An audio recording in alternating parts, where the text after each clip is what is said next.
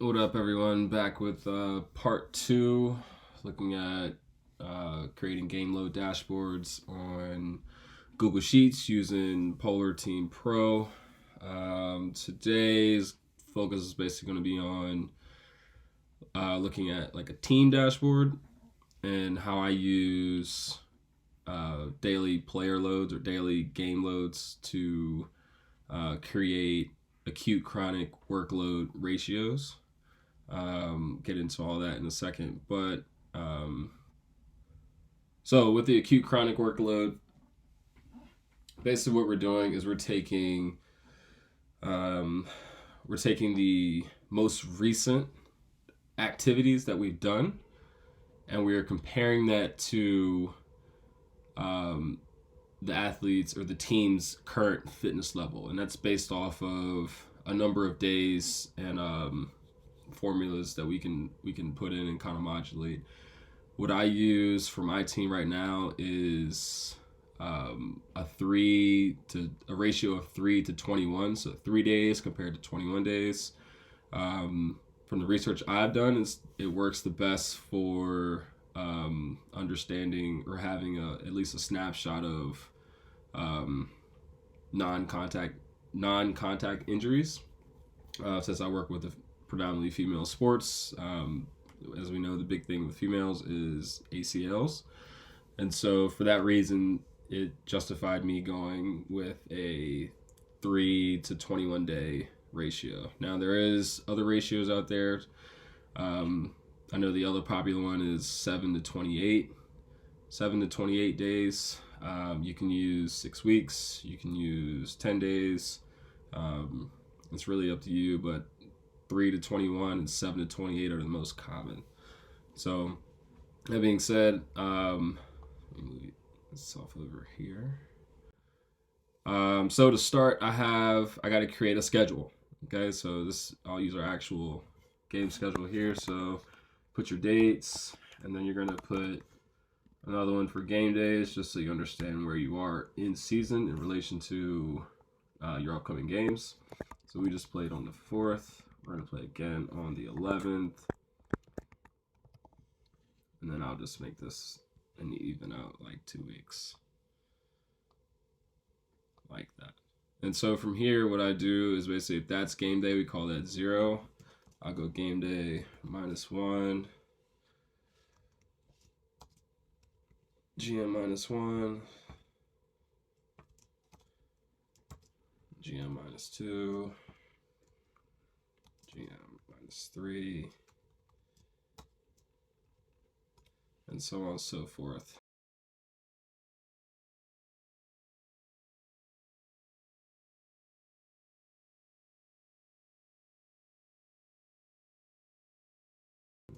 GM -2. All right, so that's my game schedule there. This next column, I'll make it player or game load. That's where I'll keep all my scores. From there, I'll go. I like using the EMA formula, so I'll type in 3 EMA. This is also signifying my acute. Again, looking at those, combining those, the average of those recent workloads, and then my chronic is going to be a 21 EMA. And what the EMA is, it stands for Exponential Moving Average, and it basically it's like a rolling average or moving average, but what it does, it takes into account the most recent workloads and it weights them more, essentially. So the further away the workload becomes, the less effect it has on the body, and that's what the EMA does. So it's a little more accurate, in my opinion, of what we're doing and how it affects our fatigue levels. Next one, I'll throw in the acute chronic workload ratio, and then over here I just put in like my thresholds. So this would be my upper, and this would be my lower, like that.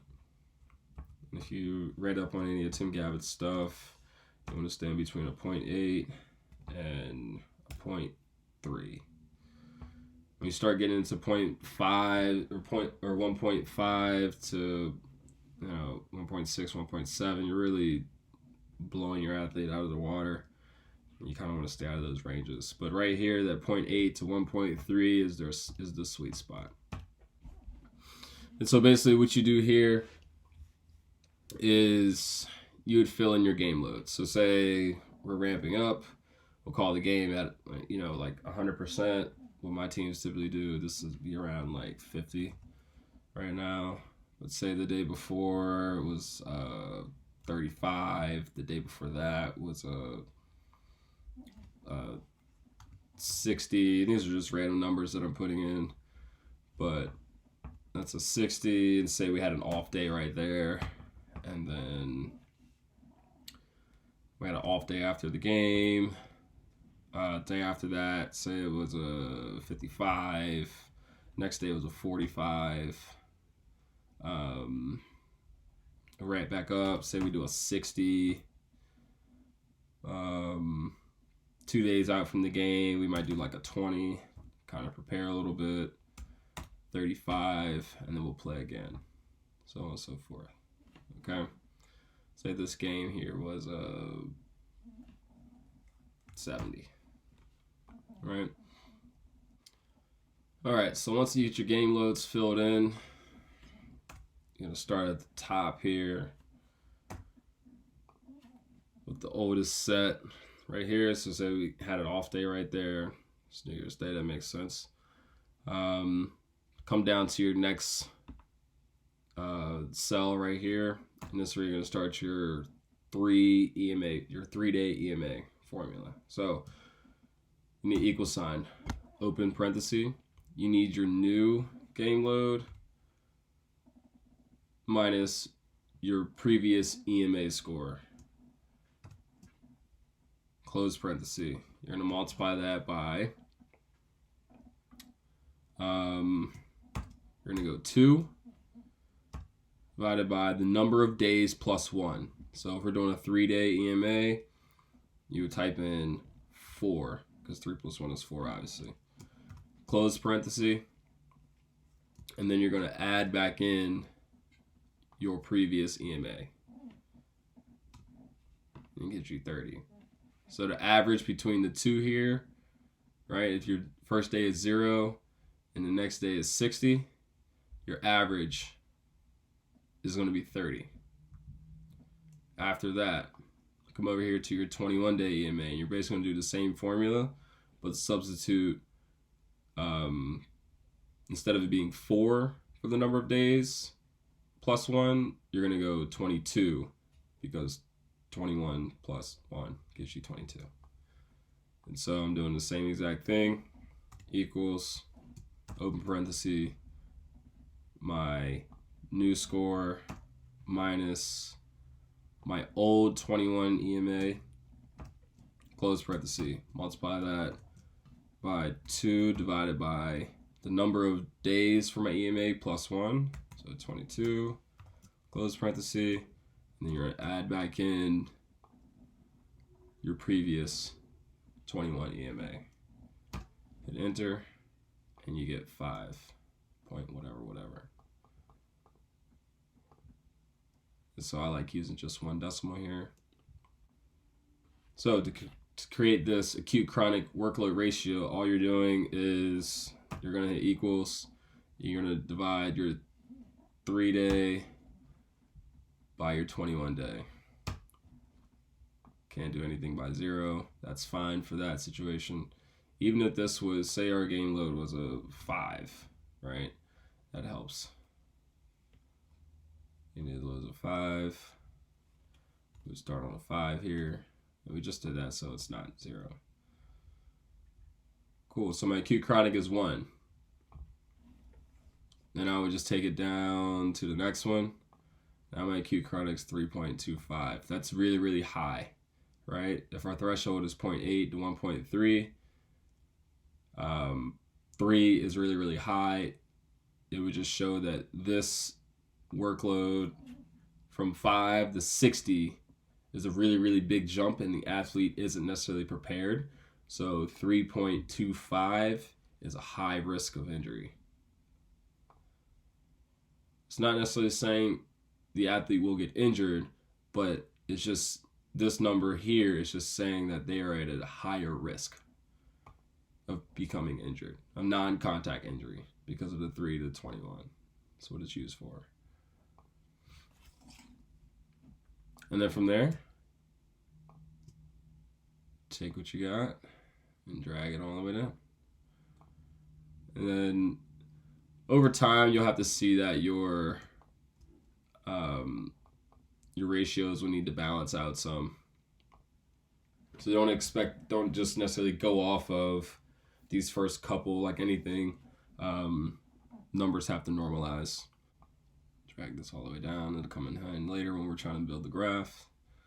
So, I mean, really, that's pretty much it. As you collect your practices, you just keep opening new tabs like I had showed you in part 1, and you would take your score, and I'll leave this for another video. This is how you do individual player loads, and you can build out a roster, and I'll show you all that stuff in a different video. But basically, you would take your new player loads or your new team loads, and you would just add them in here. Say you day after a game, but you still got your 2 days out, you might look at like a 30, 35 or something like that. Just call it 35. And then you just go over, drag and drop, boom, there you go. You're at a 1.5 still. Okay.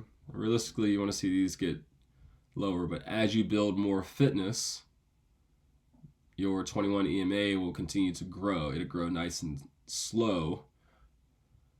But your goal is to keep your 3-day EMA or your workloads, your average workload over a 3-day span somewhere around your 21 EMA.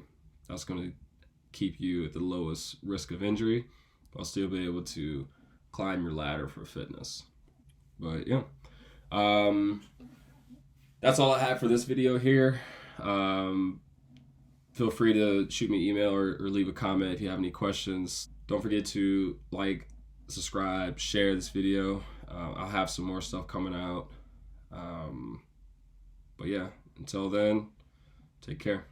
Peace.